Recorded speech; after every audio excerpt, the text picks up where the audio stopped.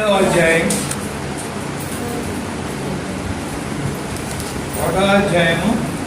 27వ వచనం.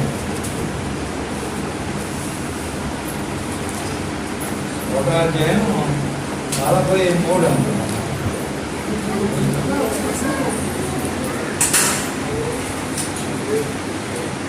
ఇక్కడ ఎలిజబెత్ మరీ దగ్గరకు వస్తుంది.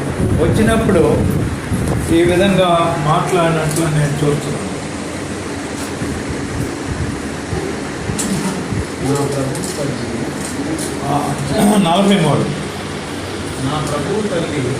నా ప్రభు తల్లి నా ఎద్దకు వచ్చుట నాకు ఎలాగూ ప్రాప్తించను.